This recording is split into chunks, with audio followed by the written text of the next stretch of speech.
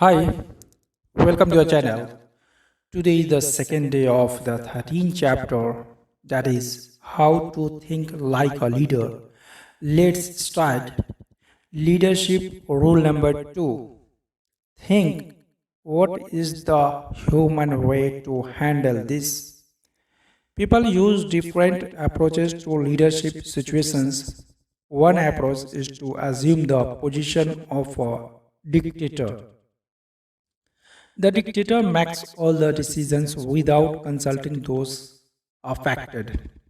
He refuses to hear his subordinates' side of a question because John Deep perhaps he's afraid the subordinate might be right and this would cause him to lose face. Dictators don't last long. Employees may fake loyalty for a while, but unrest soon develops. Some of the best employees leave, and those remaining get together and plot against the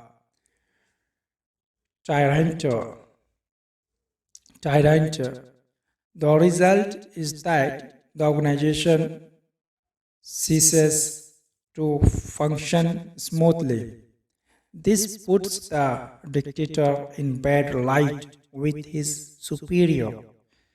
A second leadership technique is the cold mechanical I am a rule book operator approach.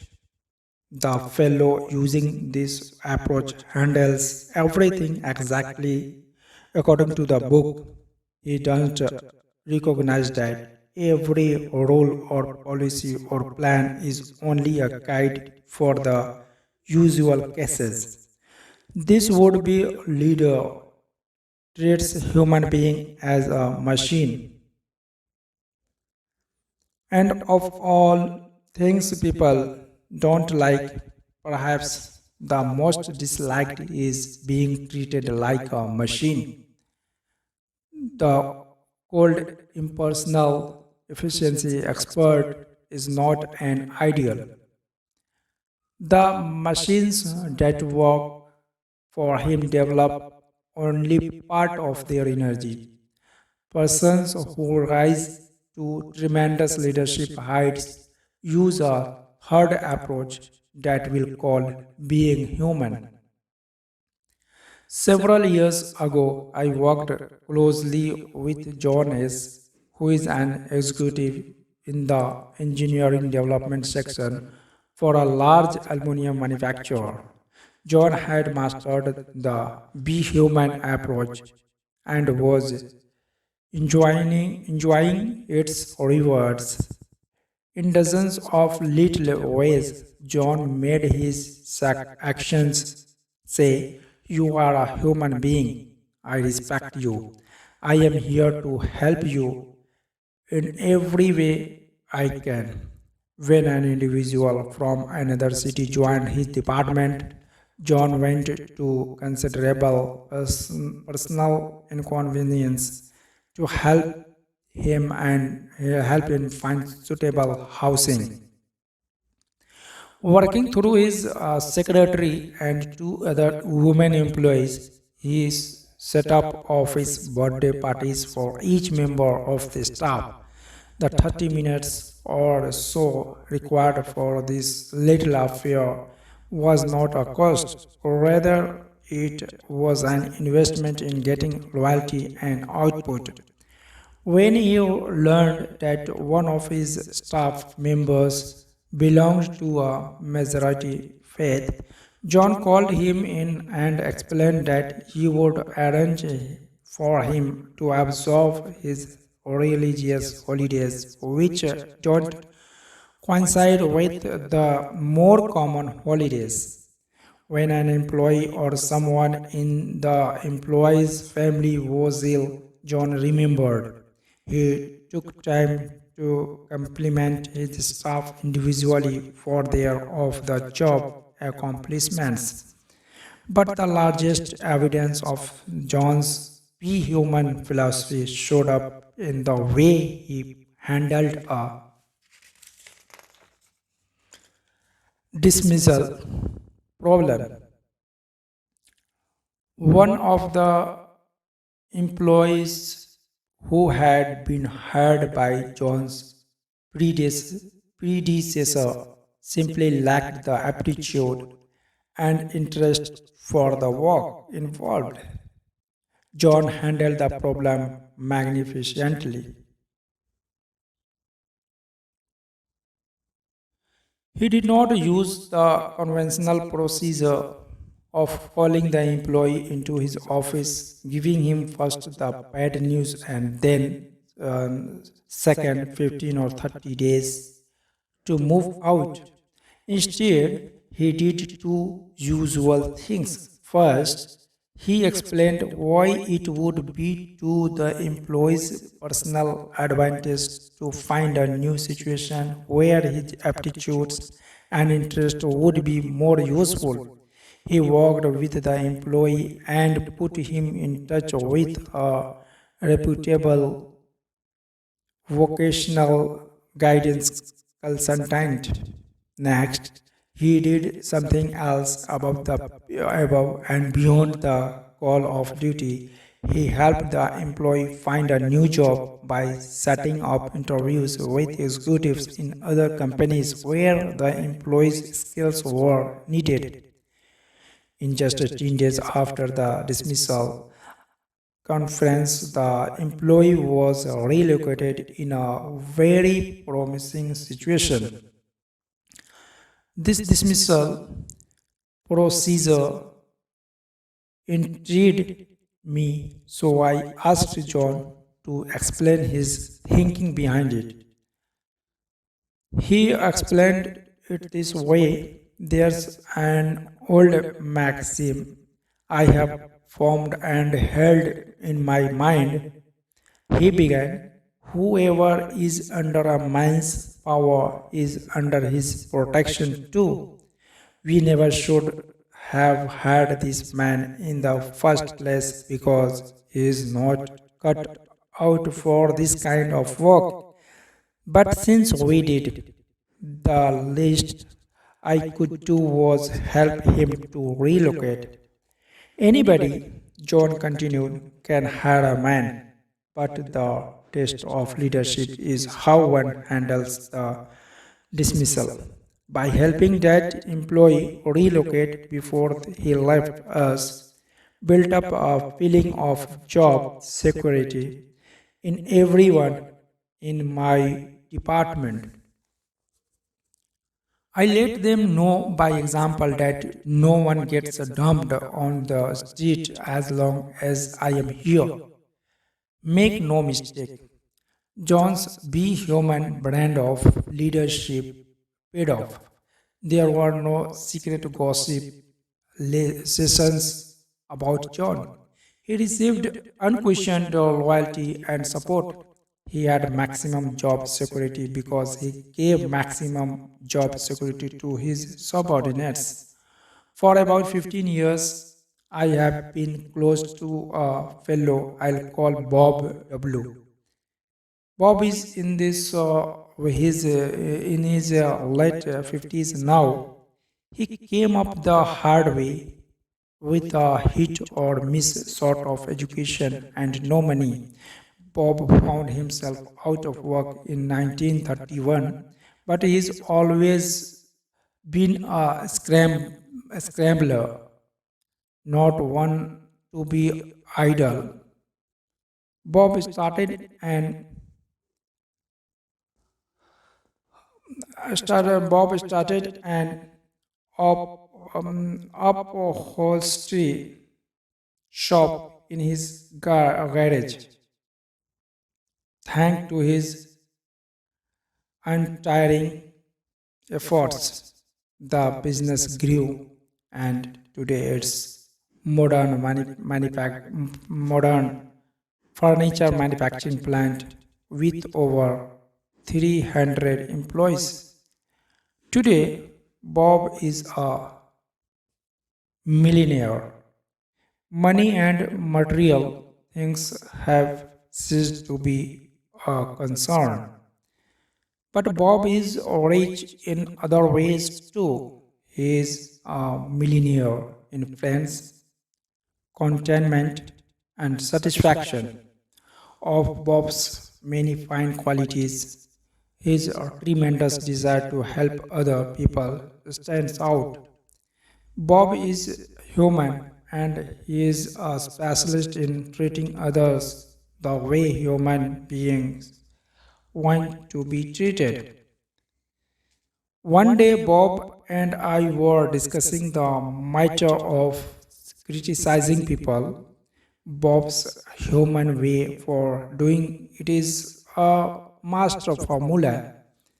Here's the way he put it. I don't think you could find anybody who would say, I am a softy or a weakling. I run a business. When something isn't going right, I fix it. But it's the way I fix it that's important. If employees are doing something wrong or are making a mistake, I am doubly careful not to hurt their feelings and make them feel small or embarrassed. I just use four simple steps. First, I talk to them privately. Second, I praise them for what they are doing well. Third, I point out the one thing at the moment that they could do better and I help them find the way. Fourth, I praise them again on their good points. And this four steps formula works. When I do it this way, people thank me because I have found that's exactly the way they like it. When they walk out of this office, they have been reminded that they are not only pretty good, they can be even better. I have been betting on people all my life, Bob says, and the better I treat them, the more good things happen to me. I honestly don't plan it that way. That's just the way it works out. Let me give you an example. Back about 5 or 6 years ago, one of the production men came to work drunk. Pretty soon there was a commotion in the plant. It seems this fellow had taken a 5 gallon can liquor and was splashing it all over the place. Well, the other workmen took the liquor away from him and the plant superintendent escorted him out. I walked outside and found him sitting against the building in a kind of stup- stupor. I helped him up, put him in my car, and took him to his home. His wife was frantic. I tried to reassure her that everything would be all right. Oh, but you don't understand, she said. Mr. W. Me does not understand for anyone being drunk on the job. James almost James lost his job, and now what will we do? I told her Jim won't be dismissed. She asked how I knew. The reason I explained is because I am Mr. W. She almost fainted. I told her I would do all I could to help Jim at the plant, and I hoped she would do all she could at home and just have him on the job in the morning. When I got back to the plant, I went down to Jim's department and spoke to Jim's co-workers. I told them, "You have seen something unpleasant here today, but I want you to forget it. Jim will be back tomorrow. Be kind of him. He's been a good worker for a long time, and we owe it to him to give him another chance." Jim got back on the ball and his drinking was never again a problem. I soon forgot about the incident, but Jim didn't. 2 years ago, the headquarters of the local union sent some men here to negotiate the contract for the local. They had some staggering, simply unrealistic demands. Jim, quite meek Jim, suddenly became a leader. He got busy and reminded the fellows in the plant that they would always gotten a fair deal from Mr. W. And we didn't need outsiders coming to tell us how to turn our affairs. The outsiders left, and as usual, we negotiated our contract like friends thanks to Jim. Here are two ways to use the be human approach to make you a better leader. First, each time you face a difficult matter involving people, ask yourself, what is the human way to handle this?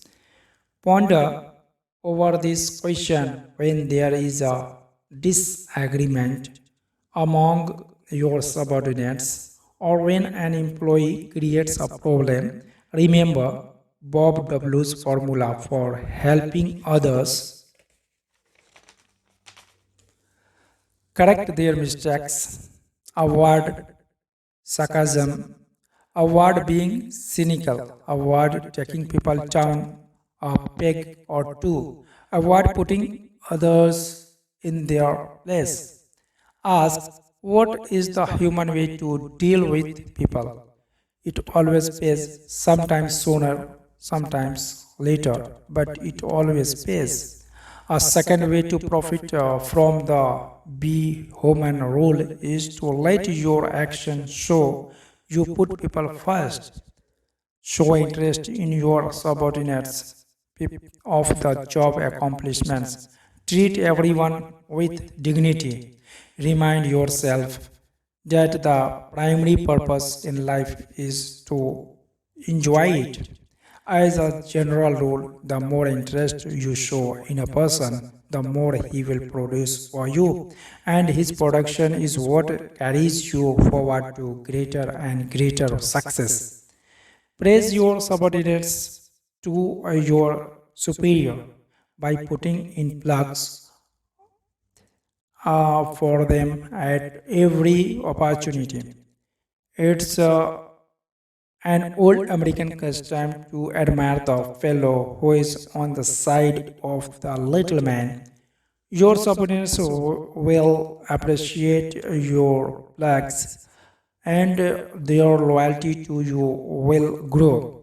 And do not fear that this will lower your own importance in the eyes of your and in the eyes of your supervisor. Rather, a man big enough to be humble appears more confident than the insecure man who feels compelled to call attention to his accomplishments. A little modesty goes a long way. Praise your subordinates personally at every opportunity. Praise them for their cooperation. Praise them for every extra effort they put forth.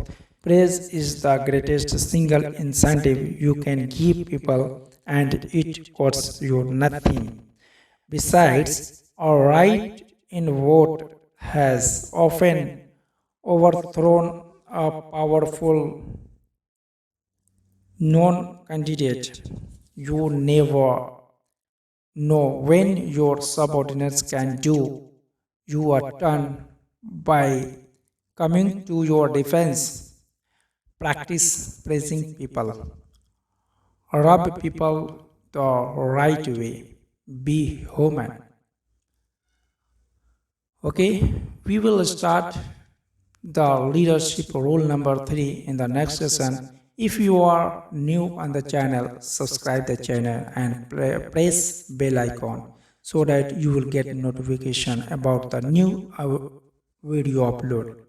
And don't forget to like and share. It will really help other people to think big.